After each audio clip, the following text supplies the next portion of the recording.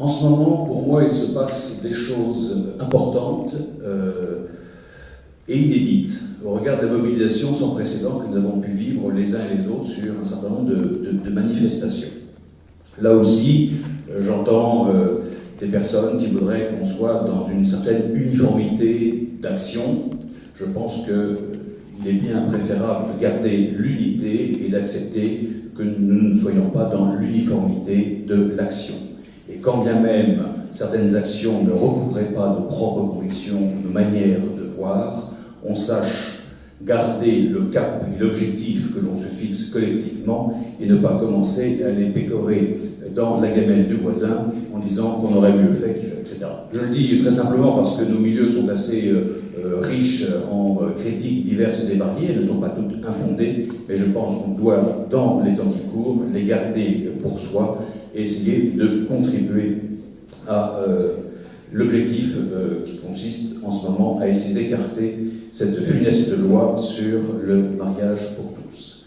J'en parle très très simplement parce que je pense qu'on est à un tournant de la vie politique française sans qu'on s'en rende tout à fait compte.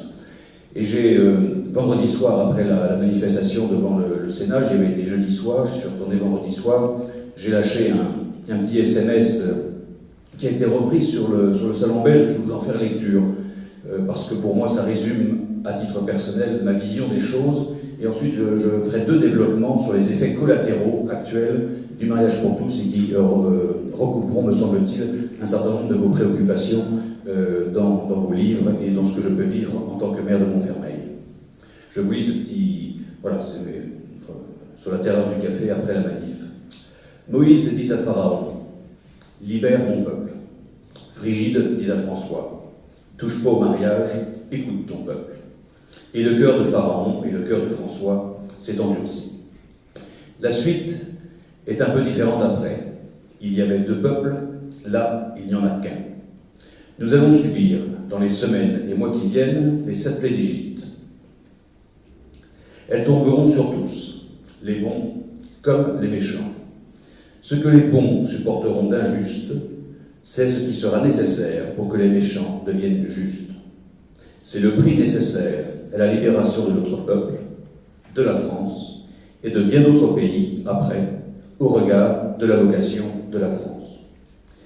Et je voudrais aborder tout de suite des effets collatéraux.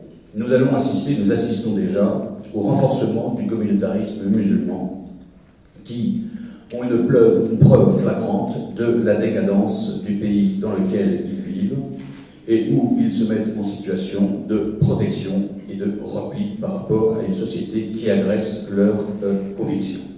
Et on le voit dans les banlieues, et à chaque fois que j'ai des discussions un peu raides avec certains représentants de la communauté musulmane, c'est le premier argument qu'ils me sortent, qu'ils me servent, en plus de la pornographie et de l'avortement, mais maintenant c'est le mariage pour tous. Et donc ça nourrit le communautarisme qui s'organise en ce moment avec des moyens dont on n'a pas idée actuellement. Il faut vraiment le vivre. Mais le contrepoint de ceci, c'est cette irruption, et à partir de là, cette interrogation qu'ils ont face à ces mouvements de masse qui a rassemblé, je dirais, toutes les couches de la société française, mais quand même, je crois, une mobilisation des chrétiens très très forte et sur des arguments qui ne reprenaient que la loi naturelle sans aller forcément sur des articles de foi. Mais là aussi, c'est pour eux quelque chose de nouveau, où ils pensaient que la France, je dirais, était bonne à prendre et que, selon les thèses de Tariq Ramadan, il n'y avait que les musulmans pour réenchanter l'Occident, réenchanter la France et lui redonner de la transcendance. Là, je dirais, il y a une éruption et une interrogation de leur part vis-à-vis de ce qui se passe et de la manière dont les gens se mobilisent. La résistance française, ils commencent à la voir, et je pense qu'il ne faut pas négliger cet argument-là. Dans un moment de bascule démographique, et un département comme la Seine-Saint-Denis, nous sommes, nous, Français de souche pour prendre cette expression, en voie de minorisation par le jeu uniquement des naissances et des flux démographiques. Donc dans ces moments de bascule démographique et culturelle, où à vue humaine, tout semble perdu, et vous prenez des livres, vos livres, je ne les ai pas lus, cher monsieur, je vous le dis en toute simplicité, mais je connais vos préoccupations, mais je citerai par exemple le livre de Christopher Caldwell pour prendre quelqu'un, je dirais, qui a su rendre compte de l'extérieur de ces phénomènes-là.